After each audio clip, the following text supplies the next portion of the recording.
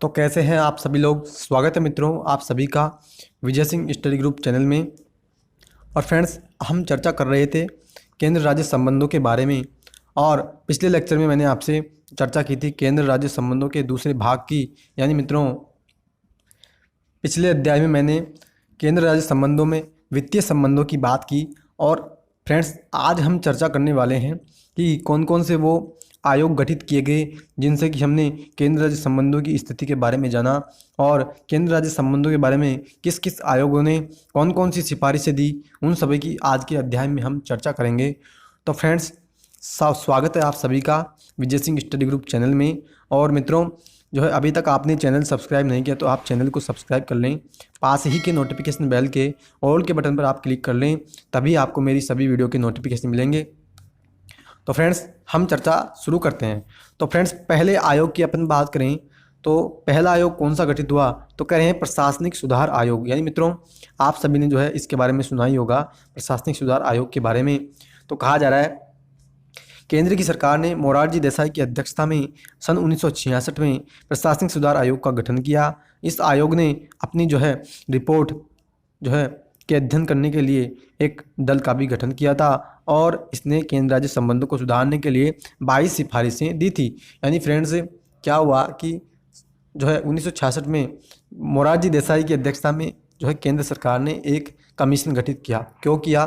ताकि जो केंद्र राज्य संबंध है उनके बारे में जो है कुछ सिफारिशें दी जा सके। तो इस आयोग ने कौन कौन सी सिफारिशें दी उसके बारे में हम चर्चा करना अब शुरू कर रहे हैं। तो कह रहे हैं कि इस आयोग ने पहली सिफारिश दी, यानी मुख्य सिफारिशों की हम बात कर रहे हैं। तो कह रहा है कि संविधान के अनुच्छेद 263 के अंतर्गत अंतर्राज्य परिषद का गठन किया जाना चाहिए।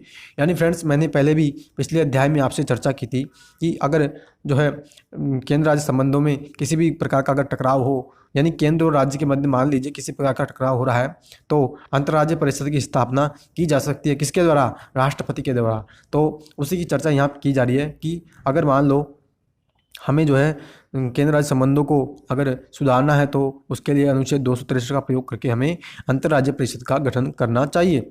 आगे फ्रेंड्स, इस आयोग ने यह सिफारिश दी कि राज्यपाल के रूप में गैर दलीय ऐसे व्यक्ति को नियुक्त किया जाए जिसका सार्वजनिक जीवन में प्रशासन में लंबा अनुभव हो।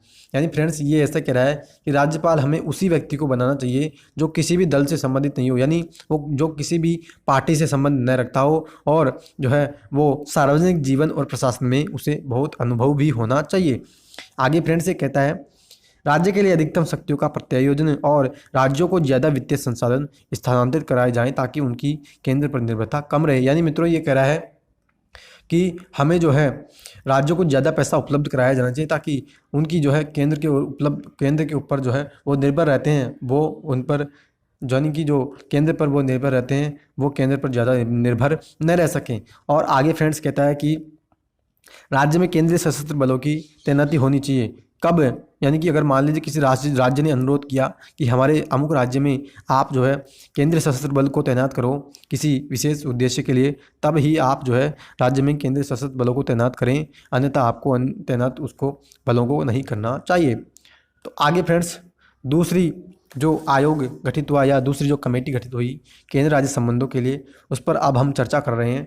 तो कह रहे हैं कि सन 1969 में तमिलनाडु सरकार ने डॉक्टर वीपी मन्नार की अध्यक्षता में केंद्र राज्य संबंधों की समीक्षा करने के लिए और संविधान में संशोधन के सुझाव देने के लिए 3 सदस्यीय समिति का गठन किया था। इस समिति ने 1971 में अपना जो है प्रतिवेदन भी सौंपा। यानी फ्रेंड्स, ये कह रहा है कि 1969 में तमिलनाडु सरकार ने क्या किया कि उसने जो है राज मन्नार की अध्यक्षता में एक आयोग गठित किया गया था। यानी राज मन्नार की अध्यक्षता में एक आयोग उसने गठित किया और उसको जो है काम सौंपा गया किसका? केंद्र राज्य संबंधों की जो समीक्षा करने का। इसके अलावा संविधान में संशोधन करने के लिए कौन कौन से उसने सुझाव दिए, तो उसके बारे में अब हम चर्चा करेंगे। तो कह रहा है कि उसने जो है महत्वपूर्ण सिफारिशें जो दी उसी के बारे में हम चर्चा कर रहे हैं। तो उससे जो राजमन्नार समिति जो 1969 में गठित हुई उसने उसके बारे में कह रहा है कि इसने जो है पहली सिफारिश क्या दी, तो कह रहा है एक अंतर्राज्य परिषद का गठन किया जाना चाहिए। यानी फ्रेंड्स, इस समिति ने भी यह बात जो है दोहराई कि हमें अंतर्राज्य परिषद का गठन तो करना ही चाहिए। जिसका कि प्रशासनिक सुधार आयोग ने भी जिक्र किया था 1966 में। आगे फ्रेंड्स कहते हैं रोज योजना आयोग का स्थान जो है एक सांविधिक निकाय द्वारा लिया जाना चाहिए। यानी फ्रेंड्स मैंने पिछले अध्याय में आपको 3 शब्दों के बारे में क्लियरली मतलब समझाया था। यानी सांविधिक शब्द क्या होता है, संवैधानिक शब्द क्या होता है, और उसके बाद मैंने आपको समझाया था संवैधानेतर शब्द का आखिर अर्थ क्या होता है। इन तीनों के बारे में मैंने आपसे स्पष्ट रूप से चर्चा की थी।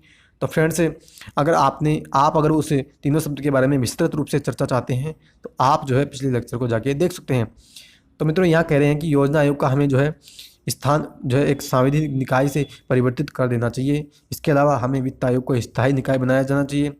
अनुच्छेद 56 अनुच्छेद यानी अनुच्छेद जो 356 है, 357, 365 इनको जो समाप्त कर देना चाहिए। यानी मित्रों देखिए किस प्रकार की यह आयोग यानी यह समिति किस प्रकार की सिफारिश कर रही है कि 356 और 357 और 365 को समाप्ति कर देना चाहिए, ताकि जो है उस राज्य में या किसी भी राज्य में राष्ट्रपति शासन नहीं लगाया जा सके।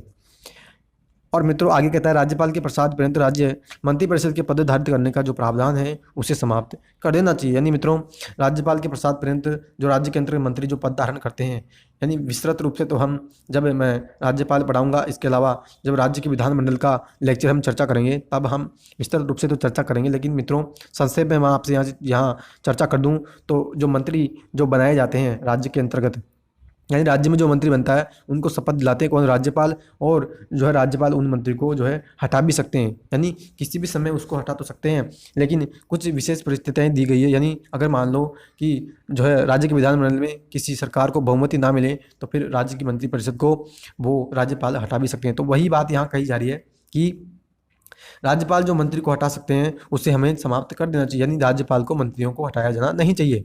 आगे कहता है कि संघ सूची और समवर्ती सूची के कुछ विषयों को राज्य सूची में हमें हस्तांतरित कर देना चाहिए। यानी मित्रों क्या करा है कि संघ सूची और समवर्ती सूची के कुछ विषयों को निकालें और उन विषयों को निकाल करके हम राज्य की सूची में हस्तांतरित कर देना चाहिए। और मित्रों जो है एक विशेष बात की मैं आपसे यहाँ चर्चा करूँ तो केंद्र राज्य संबंध के पहले भाग में सुन लीजिए, केंद्र राज्य संबंध के पहले भाग में मैंने आपसे विशेष रूप से चर्चा की थी कि 42वें संविधान संशोधन अधिनियम 1976 के द्वारा जो राज्य सूची से 5 विषयों को निकाले करके समवर्ती सूची में जो डाला था वो 5 विषय कौन कौन से हैं, उन विषयों को आप तुरंत अभी कमेंट बॉक्स में कमेंट करिएगा।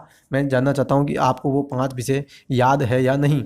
तो उसी की बात आगे हम चर्चा करें तो कह रहा है मित्रों संघ सूची और समवर्ती सूची के कुछ विषय जो निकाल करके हमें राज्य सूची में हस्तांतरित कर देना चाहिए, ताकि राज्य उन पर कानून का निर्माण कर सके और राज्य को औपचारिक शक्ति दी जानी चाहिए और अखिल भारतीय सेवाओं को समाप्त कर देना चाहिए। यानी मित्रों एक बात आप यहाँ ये समझिए कि यह जो समिति गठित की गई थी ये किसने गठित किया, तमिलनाडु की सरकार ने। अब मान लीजिए ये समिति जो तमिलनाडु की सरकार ने गठित की तो ये समिति तो राज्य के लिए ही जो यानी राज्य के लिए ही भला चाहेगी। तो इसी कारण से इसने जितनी भी सिफारिशें यहाँ मैंने आपके सामने पढ़ी ये सभी सिफारिशें राज्य के लाभ के लिए ही इसने दी है। यानी कि आप चाहे अखिल भारतीय सेवाओं को समाप्त करने की बात हो, यानी मान लीजिए अगर आप सपोज करिए कि अखिल भारतीय सेवाओं को वर्तमान में अगर समाप्त किया जाए कर दिया जाए तो फिर आप जो है उस भयानक स्थिति का आप पता नहीं लगा सकते। यानी अगर मैं बताऊं तो अगर मान लो कि IAS IPS और जो भारतीय वन सेवा अगर इन अखिल भारतीय सेवाओं को वर्तमान में अगर समाप्त कर दिया जाए ना तो भारत में जो एकता अब भी वर्तमान में उपस्थित है वो एकता जो है कभी भी नहीं बनी रहेगी, यानी भारत एक नहीं रह पाएगा, आप ये समझ लीजिए। इसके अलावा ये कहना चाह रहा है कि राज्य की सूची में कुछ विषयों को डाल दिया जाए तो यानी कि राज्य सूची पर हम जो है कानून बना लें, यानी राज्य जो है मनमानी अपनी कर सके। इसी कारण से इसने जो जितनी भी सिफारिशें दी है वो सिफारिशें अपने लाभ के लिए इस समिति ने दी है जो कि 1969 में गठित हुई। आगे फ्रेंड्स कहते हैं अब हम तीसरे आयोग या प्रस्ताव की बात करें तो कह रहा है कि आनंदपुर साहिब प्रस्ताव भी जो है 1973 में गठित हुआ। और इस जो प्रस्ताव है उसने जो क्या क्या सिफारिशें दी तो कह रहे हैं कि इस प्रस्ताव में कहा गया कि केंद्र को मात्र रक्षा, विदेशी संबंध, संचार और मुद्रा के अलावा अन्य सभी विषयों को राज्य को सौंप देना चाहिए। यानी मित्रों ये जो प्रस्ताव गठित हुआ था वो 1973 में गठित हुआ। कब? अकाली दल पंजाब के आनंदपुर साहिब में हुई एक बैठक में राज्यों की धार्मिक और राजनीतिक मांग के संबंध में एक प्रस्ताव को चुनौती दी। यानी मित्रों ये जो प्रस्ताव आया वो पंजाब में जो है एक बैठक हुई और उस बैठक के तहत ये प्रस्ताव निकल कर आया और इस प्रस्ताव ने भी अपने राज्य के लिए ही फायदे जो पहुंचाने के लिए जो है कुछ सिफारिश दी। और क्या कह रहा है सुनिए आप कि केंद्र को क्या करना चाहिए, केवल रक्षा, विदेशी संबंध, संचार और मुद्रा ये जो तीन चार जो चीज़ें हैं उसी पर जो है केंद्र को जो है अपना नियंत्रण रखना चाहिए। बाकी सारे विषय आपको जो है राज्य को सौंप देना चाहिए, जिससे कि राज्य जो है अपनी मनमानी कर सकें, यानी अपने ही लाभ के लिए यहाँ बातें कही जा रही है। आगे फ्रेंड्स कहा जा रहा है कि पश्चिम बंगाल स्मरण पत्र, यानी सन 1977 में फिर वेस्ट बंगाल के द्वारा भी जो है एक स्मरण पत्र लाया गया था, तो उसकी यहाँ चर्चा की जा रही है। तो यहाँ कह रहे हैं कि 1977 में पश्चिम बंगाल की सरकार ने केंद्र राज्य संबंधों पर एक स्मरण पत्र लाया और उसे केंद्र सरकार को प्रेषित किया। यानी पश्चिम बंगाल सरकार ने एक स्मरण पत्र लेकर के आई और उसको जो है फिर केंद्र सरकार को भेजा, और उसमें क्या क्या सुझाव थे, तो कह रहे हैं कि संविधान में उल्लिखित शब्द संघ की जगह संघीय शब्द को रखा जाना चाहिए। और फ्रेंड्स आगे कहता है, केंद्र सरकार का कार्यक्षेत्र रक्षा, विदेशी मामले, संचार और आर्थिक संबंध में तक ही सीमित होना चाहिए। यानी केंद्र सरकार अगर काम करे तो वो केवल रक्षा से संबंधित, विदेशी मामले, संचार और आर्थिक संबंध में से संबंधित होनी चाहिए। जिस बात की चर्चा मैंने आनंदपुर साहिब प्रस्ताव में अभी मैंने आपसे चर्चा की है, और उसी सुझाव को जो है पश्चिम बंगाल स्मरण पत्र के द्वारा भी दोहराया गया।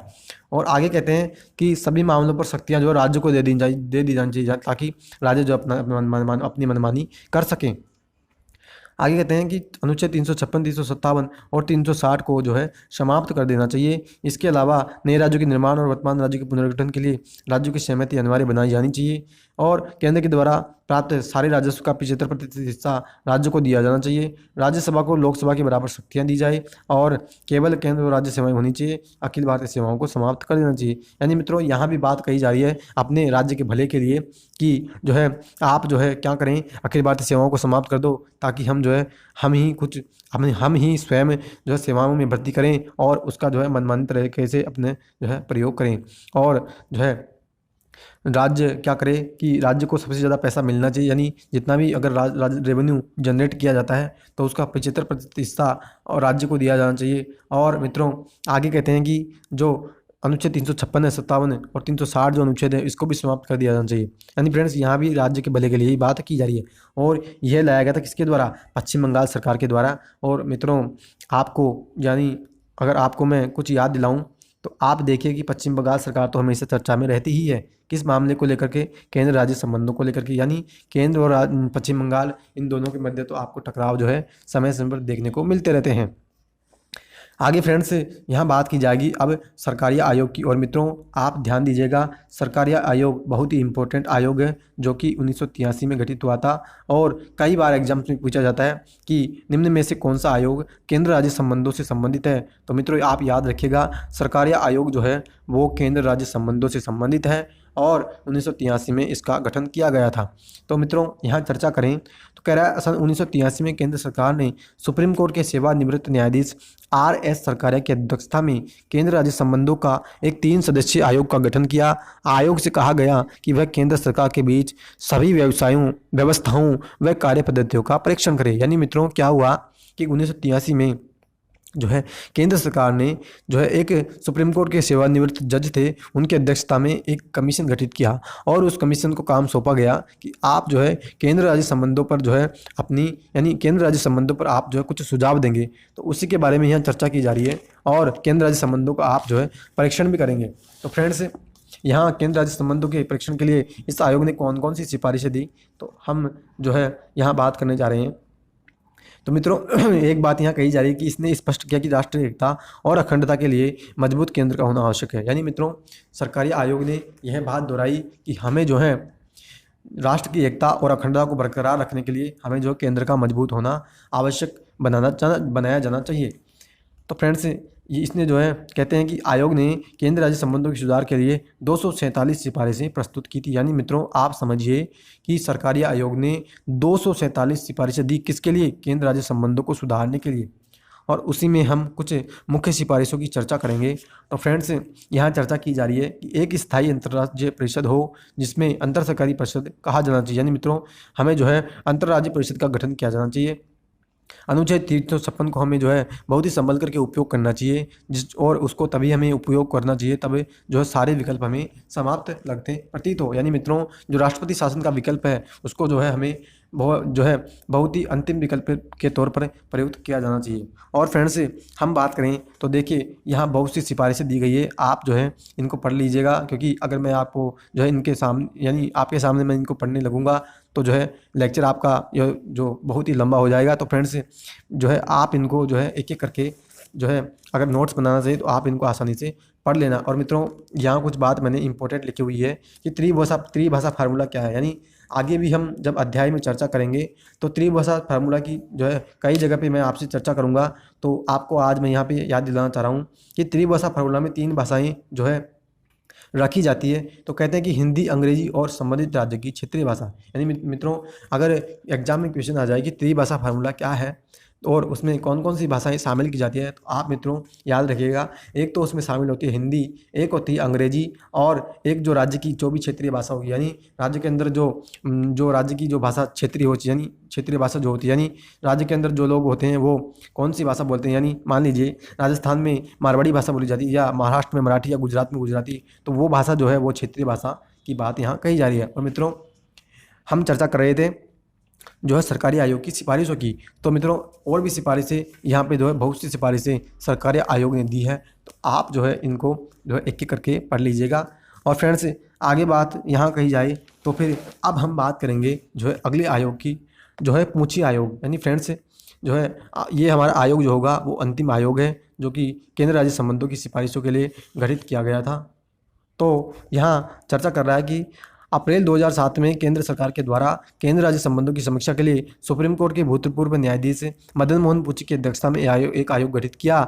और आयोग ने जो है ये कहा कि यानी आयोग को इस काम के लिए गठित किया गया था कि 2 दशक पहले जो हमने सरकारी आयोग का गठन किया था, उसके बाद जो राजनीतिक और आर्थिक हमारे देश का जो परिदृश्य बदला, तो उसी परिदृश्य की जांच करने के लिए इस आयोग को गठन किया और नई परिस्थितियों में केंद्र राज्य संबंधों को पुनः आकलन किया जाना आवश्यक है। यानी मित्रों, ऐसा समझिए कि जब हमने सरकारी आयोग गठित किया सन 1983 में, तो बहुत जो है 2 दशक हो चुके थे। तो 2 दशक के बाद जो भारत के राजनीतिक और आर्थिक जो परिदृश्य है, जिसमें जो है कौन कौन से बदलाव आए और केंद्र राज्य संबंधों में कौन कौन से परिवर्तन आए, उन सभी की चर्चा करने के लिए यह जो आयोग गठित किया गया सन 2007 में। और इस आयोग ने भी जो है बहुत सी सिफारिशें दी थी।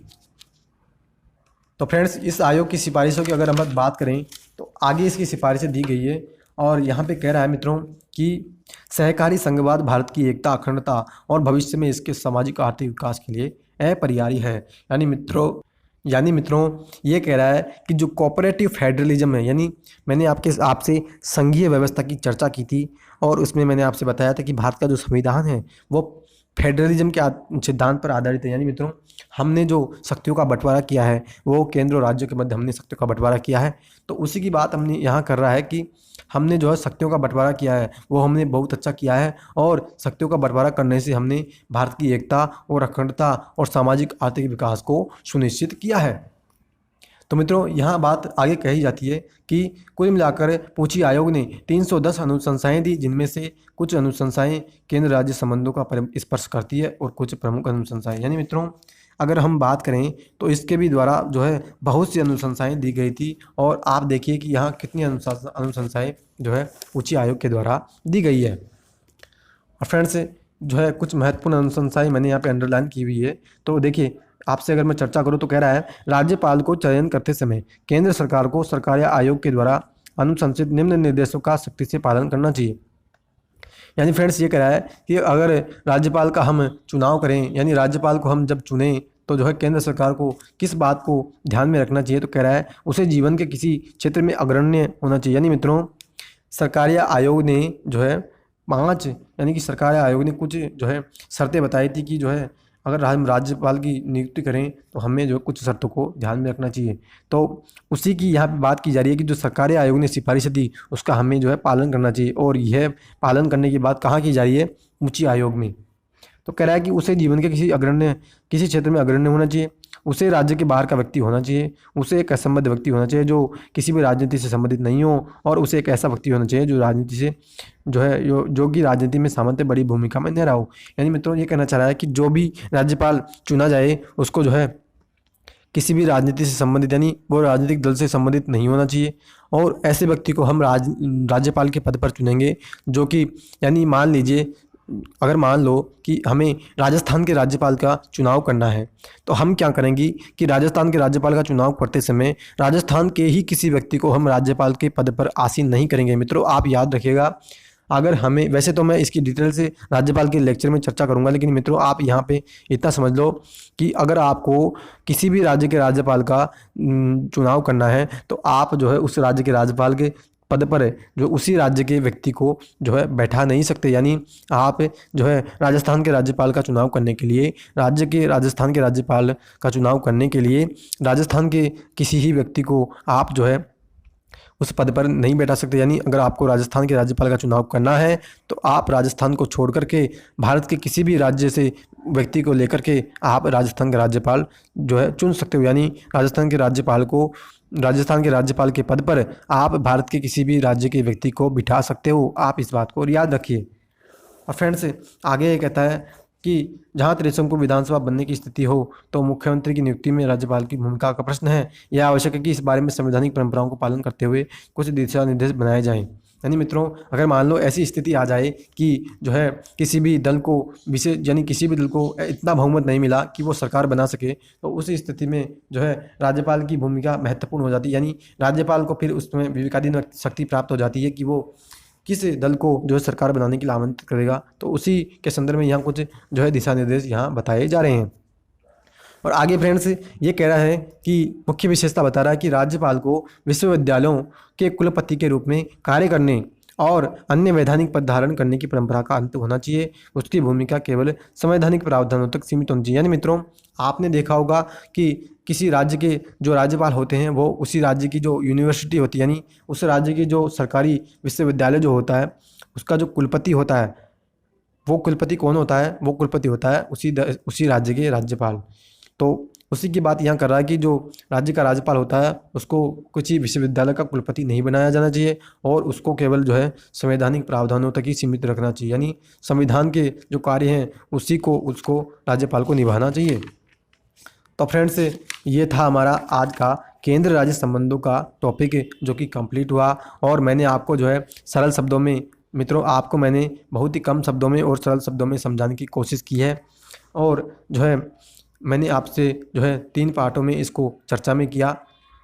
तो फ्रेंड्स, आज का लेक्चर आपको कैसा लगा? केंद्र राज्य संबंधों के बारे में मैंने आपसे विस्तृत चर्चा की है और सभी एक एक प्रावधान की मैंने आपसे चर्चा की है। तो मित्रों, अब हम मिलेंगे अगले अध्याय में और अगला अध्याय हमारा स्टार्ट होगा अंतर्राज्यीय संबंध के बारे में। यानी फ्रेंड्स, जो एक राज्य से दूसरे राज्य के बीच कौन कौन से संबंध होते हैं, यानी केंद्र और राज्य के बीच क्या संबंध होता है, अगर विवाद हो तो कैसे सुलझाया जाता है, उन सभी की बात हम चर्चा करेंगे। और फ्रेंड्स, अब हमारा जो अध्याय अगला स्टार्ट होगा वो हमारा अध्याय होगा 15वां अध्याय।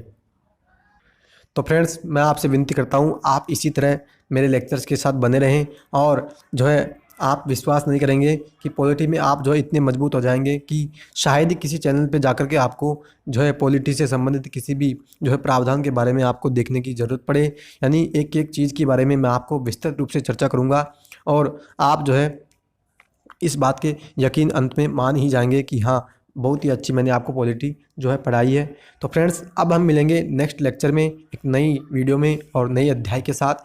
तब तक के लिए आप सभी को जय हिंद, जय भारत, वंदे मातरम।